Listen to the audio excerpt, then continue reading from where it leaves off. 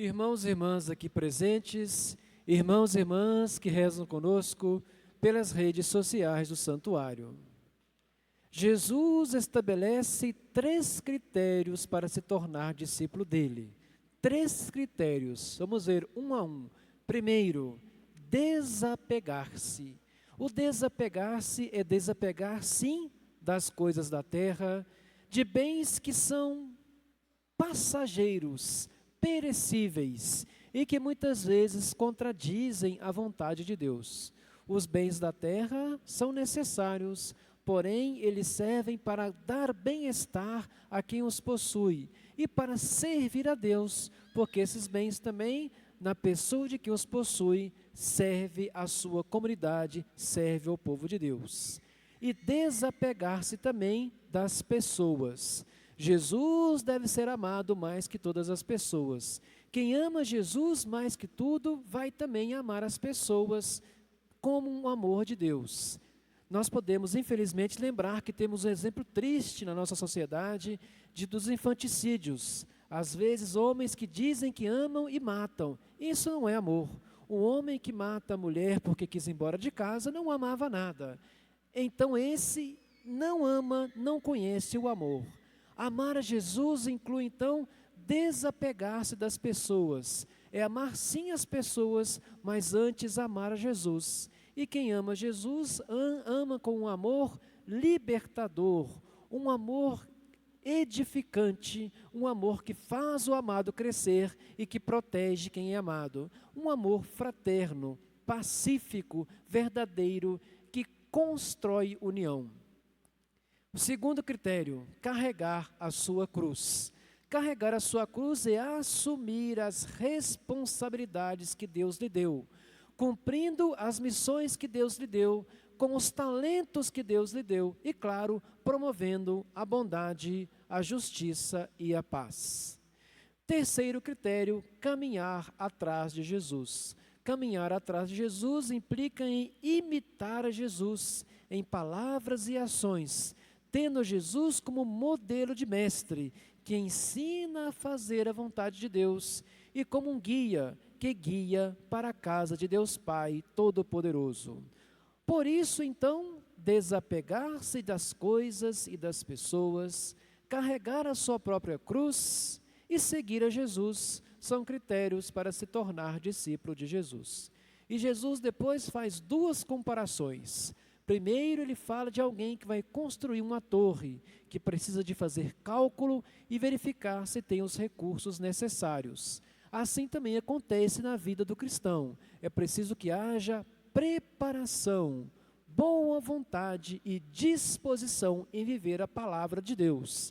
E quem tem essa disposição de viver a palavra de Deus, vai crescer mais alto que uma torre. Só de ter a boa vontade e de procurar a palavra de Deus, já está em constante evolução. E Jesus faz outra comparação, um rei que sai para guerrear.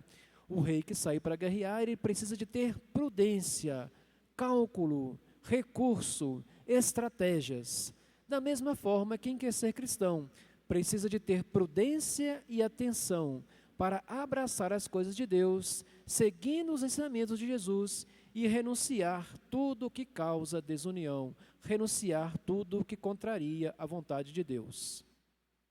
Presta atenção, Deus está falando e tem gente conversando. Depois vai falar, Deus não fala comigo, será?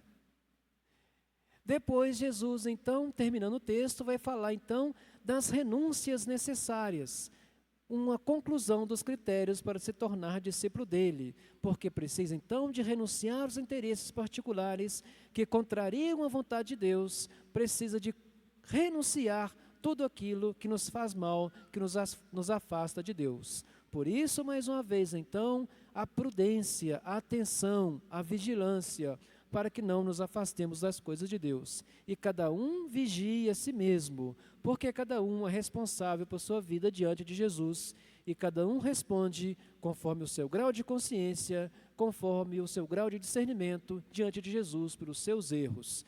Jesus ama a todos, ele sabe que temos falhas, mas reconhece o nosso esforço em agradá-lo. E o simples fato de estarmos aqui hoje na casa do Pai reunidos já mostra que nossas qualidades superam os nossos defeitos, porque estamos aqui para sair daqui enriquecidos pela palavra que foi lida e fortalecidos pela comunhão no sangue e corpo de Cristo. Ninguém sai e volta da igreja a mesma pessoa, só se não prestou atenção. Mas se prestou atenção, vai sair daqui enriquecido pela palavra e fortalecido pela comunhão no corpo e sangue de Cristo. Livro da Sabedoria, a primeira leitura, um livro que foi escrito pelo judeu piedoso no século I a.C. Naquele contexto, irmãos e irmãs, havia predominância da cultura grega. E o judeu que escreveu o livro estava incentivando a fidelidade à cultura judaica. E, claro, nessa cultura, a manter-se o monoteísmo, a fé ao Deus verdadeiro. Então, serve para todos nós, que é um livro que nos incentiva a ser fiel ao Deus verdadeiro. Elogia-se a sabedoria que está na origem de todas as coisas.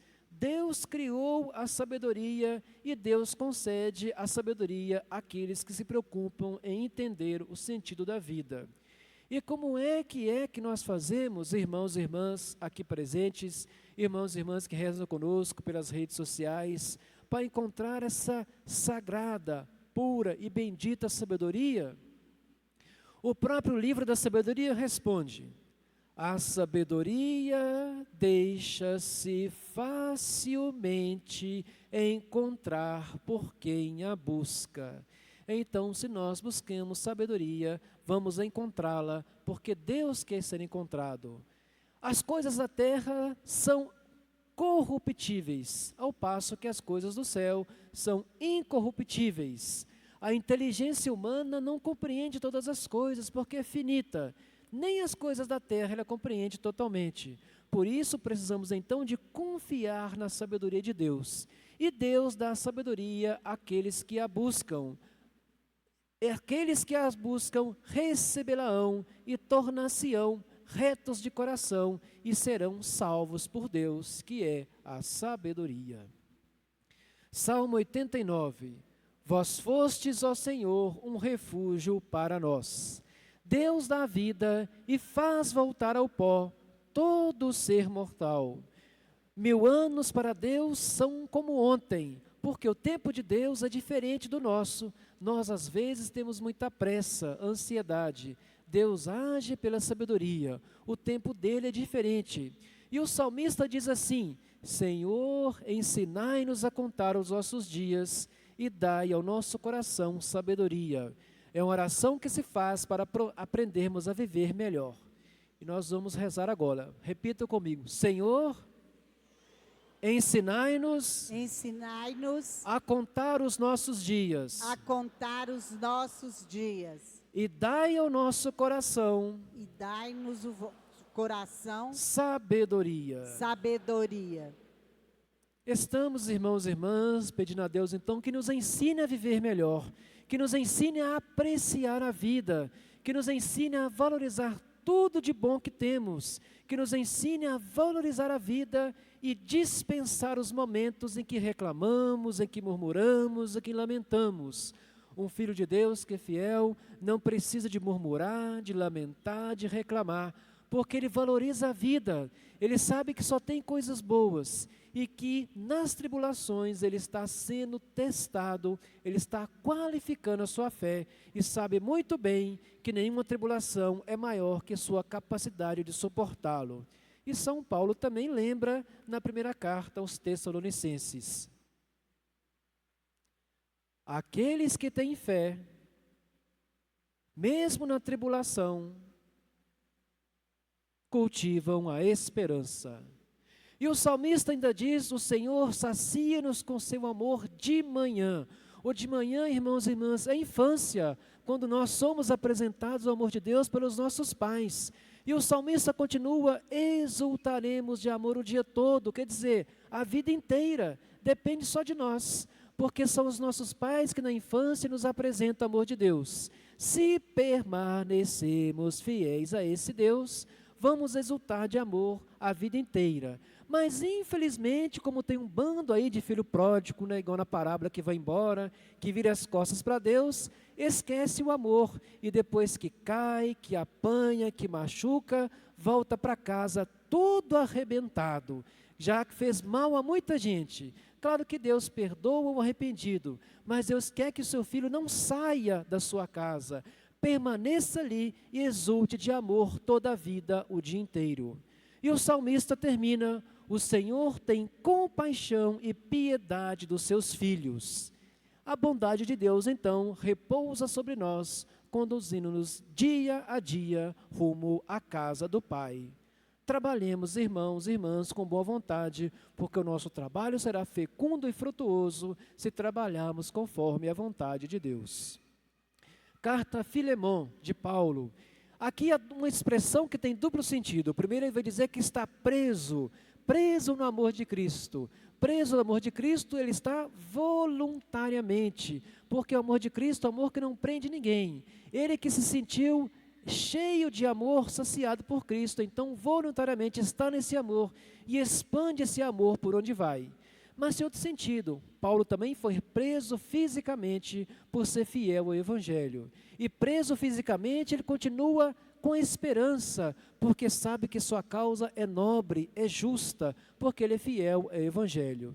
E na prisão, ele também escreveu cartas e envia um irmão,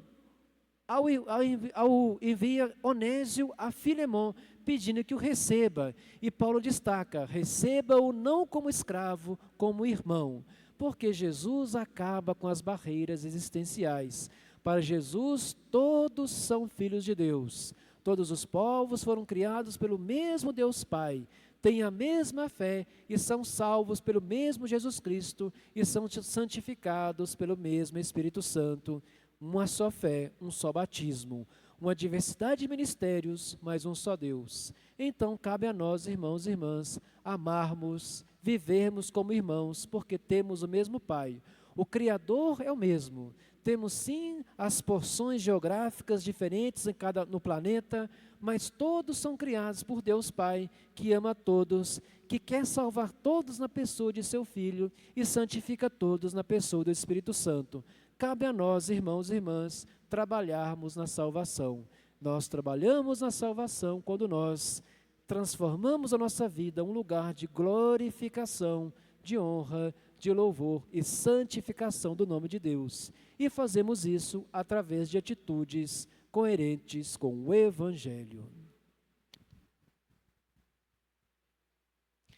Irmãos e irmãs presentes e que rezam conosco pelas redes sociais do santuário, conta-se que havia um homem muito entendido desse mundo, que se considerava sábio, mas não era sábio porque não tinha humildade. E a humildade compõe a sabedoria.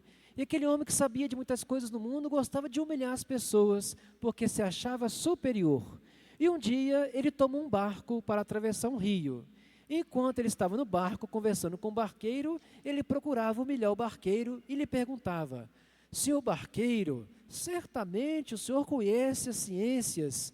E o barqueiro dizia: não pude as conhecer, tive que trabalhar muito cedo, não pude estudar. E o sábio concluía: oh, que pena, perdeu metade da sua vida. Alguns segundos depois voltava o sábio a provocá-lo: mas certamente o senhor conhece a biologia, geografia, história, matemática. Não, não conheço, dizia o barqueiro. E o sábio lamentava: oh, que pena, perdeu metade da sua vida. Poucos segundos depois voltava o sábio a provocá-lo: mas certamente o senhor conhece a gramática, não conhece a língua estrangeira. E o barqueiro dizia: não, não conheço. E o sábio concluía: ah, que pena, perdeu metade da sua vida. Quando chegou no meio do rio, veio uma correnteza mais forte que virou a canoa. E o barqueiro, já pulando no rio, gritou para o sábio: o senhor sabe nadar? O sábio: não, não sei. E o barqueiro concluiu: ah, que pena, perdeu toda a sua vida. O que a parábola nos ensina, irmãos e irmãs?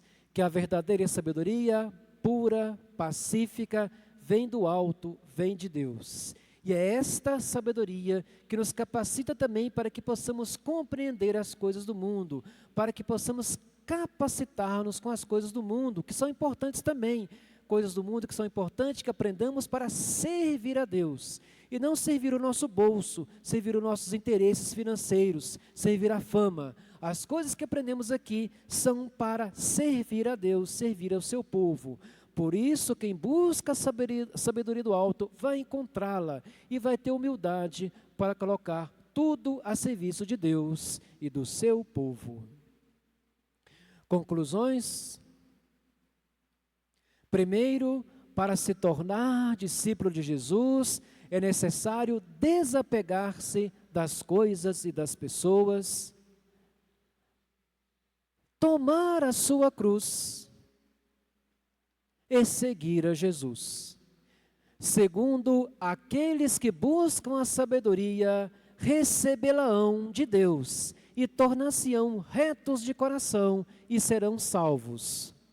Terceiro, Senhor, ensinai-nos a contar os nossos dias e dai ao nosso coração sabedoria. Quarto, apesar das diferenças éticas e geográficas, todas as pessoas pertencem ao povo de Deus, pois Ele é Criador e Pai de todos. Salva todos na pessoa de Jesus Cristo, o nosso Salvador, e santifica todos na pessoa do Espírito Santo, o nosso santificador.